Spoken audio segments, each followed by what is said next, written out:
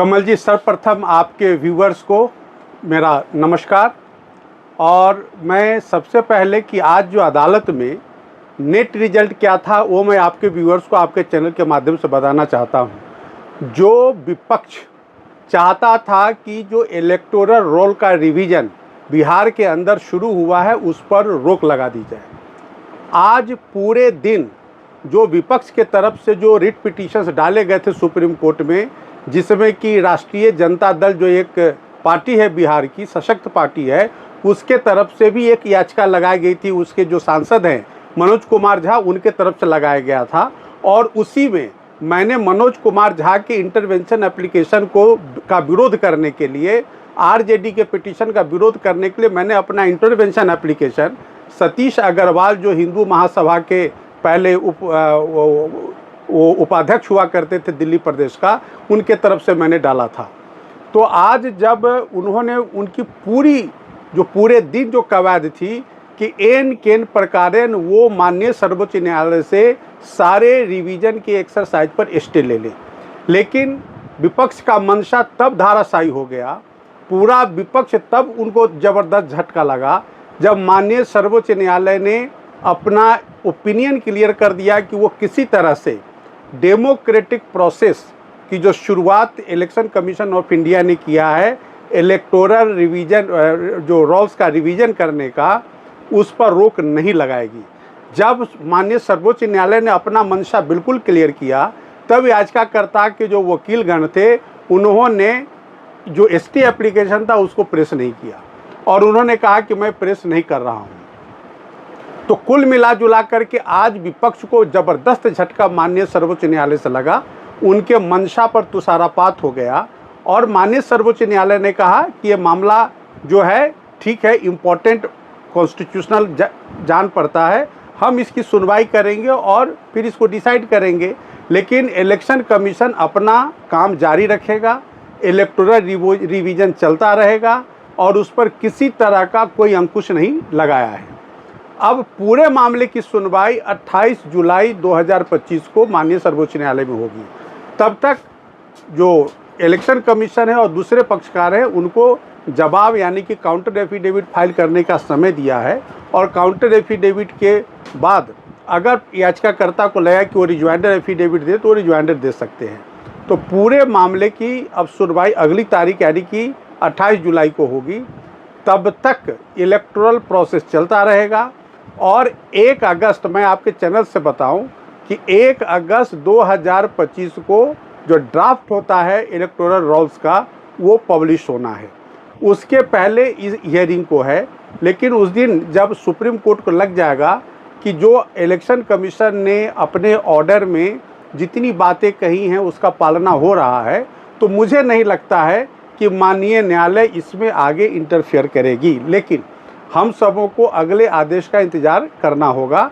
लेकिन एक खुशी की बात है कि इलेक्टोरल रोल्स के रिवीजन में कहीं कोई व्यवधान नहीं है।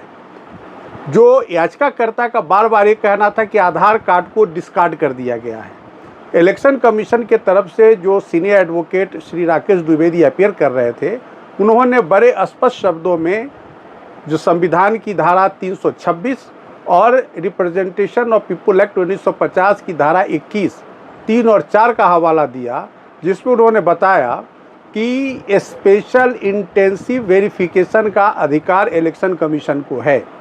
उन्होंने यह भी बताया कि किस तरह से जो रूल्स रेगुलेशन से उसका पालना करते हुए इलेक्शन कमीशन पूरे मामले को आगे बढ़ा रही है इलेक्टोरल रोल रिवीजन का। इलेक्शन कमीशन ने यह भी बताया कि 2003 के बाद से पूरे देश में इलेक्टोरल रोल्स का रिवीजन नहीं हुआ है। और उन्होंने कहा कि ये सिर्फ बिहार के लिए नहीं है, बल्कि यह जो इलेक्टोरल रोल रिवीजन का मामला ये राष्ट्रीय स्तर पर होना है।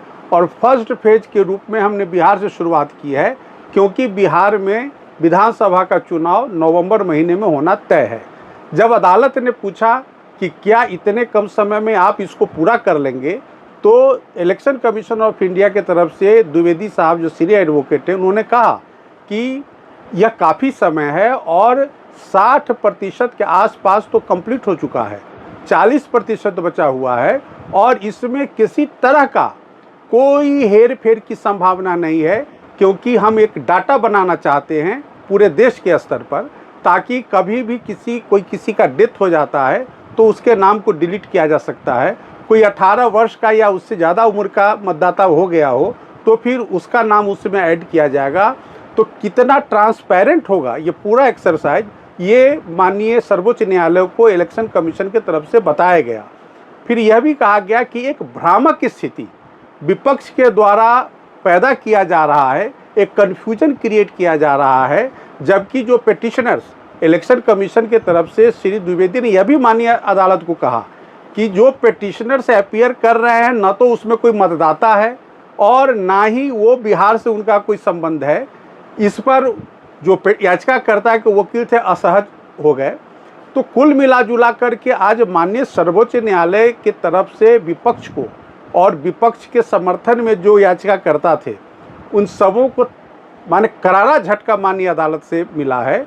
तो कुल मिला जुला करके आप देखेंगे कि जो इलेक्टोरल लॉ रिफॉर्म्स का जो कानूनी पहलू है, संवैधानिक पहलू है, उन तमाम बिंदुओं पर प्रकाश डाला इलेक्शन कमीशन ऑफ इंडिया की तरफ से माननीय सीनियर एडवोकेट ने। तो ये बहुत खुशी का विषय है कि एक लंबे समय के बाद एक्सरसाइज हो रही है और आज अपने देश में जो इन्फिल्ट्रेटर्स की समस्या है, पाकिस्तान से आए लोग, बांग्लादेश से आए लोग, रोहिंग्या, इन तमाम पहलुओं को ध्यान में रखते हुए, चूँकि आधार कार्ड एक बहुत बड़ा रैकेट है, आधार कार्ड के माध्यम बना करके किस तरह से इस स्कैम के तहत जो विदेशी हैं, बांग्लादेश के हैं, म्यांमार के हैं, पाकिस्तान के हैं, दूसरे कंट्रीज़ के हैं, वो अपने आप को भारत का नागरिक दर्शाने का चेष्टा कर रहे हैं। तो आज माननीय सर्वोच्च न्यायालय ने यह भी कहा है कि आप आधार कार्ड, राशन कार्ड और वोटर आई कार्ड को देखेंगे और अगर आपको लगता है कि इसमें कोई किसी तरह का आपत्तिजनक चीज़ है तो आप रीजन देकर उसको खारिज भी कर सकते हैं।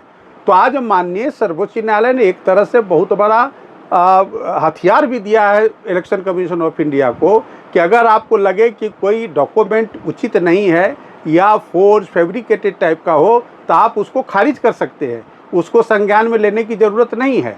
इस तरह से उन्होंने जो वर्ड यूज़ किया है कंसीडर, तो वो कंसीडर करेगा या नहीं करेगा, रिजेक्ट भी कर सकता है। तो इस तरह से जो इन्फिल्ट्रेटर्स की समस्या आज देश में है और ख़ासकर बिहार के अंदर जो सीमांचल का एरिया है वहाँ बांग्लादेशी, रोहिंग्या, ये बहुत बड़े संख्या में वहाँ वो रह रहे हैं और अपने आप को भारत का नागरिक बता रहे हैं। इसीलिए पहले के जो फॉर्म्स हुआ करते तो उसमें नागरिकता शब्द नहीं था, अभी जो नया फॉर्म आया उसमें नागरिकता शब्द लिखना है। यही वजह है कि विपक्ष के पेट में दर्द हो रहा है कि जब वो नागरिकता शब्द लिखेंगे तो वो तो उनका झूठ उजागर हो जाएगा, उनका जो एक तरह से है फ्रॉड वो उजागर हो जाएगा। और वो ऐसे घुसपैठियों को बिहार के अंदर किसने परमिट किया? जो वहाँ के आरजेडी और कांग्रेस की सरकार जो पहले सरकार में रही, उन लोगों ने उसको प्रोत्साहित किया अपने वोटर्स बनाने के लिए। तो आज ऐसे लोगों के पेट में दर्द हो रहा है कि इनकी ऐसे घुसपैठियों की, ऐसे फर्जी वोटर्स की बहुत बड़ी तादाद है, शायद वो डिलीट न कर दिए जाएं।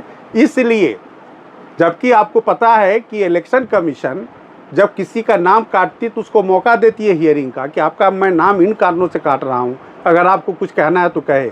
अभी तक वो स्टेज आया नहीं, इसीलिए बार बार सुप्रीम कोर्ट कह रहा था और इलेक्शन कमीशन भी कहा कि ये स्टेज अभी आया नहीं, ये तो प्री मैच्योर इनका पिटीशन है। इसीलिए माननीय न्यायालय ने कहा कि जो ठीक है, हम आप अपना काम आगे जारी रखें, समय आने पर सारी बातों को संज्ञान में लिया जाएगा। इसीलिए 28 जुलाई और हम लोग को उम्मीद है कि 28 जुलाई तक ये जो वेरिफिकेशन का काम है वो कंप्लीट हो जाएगा। आपको बता दूं कि राहुल गांधी ने अपने एक बयान में इलेक्शन कमीशन को बीजेपी का एजेंट बताने का काम किया।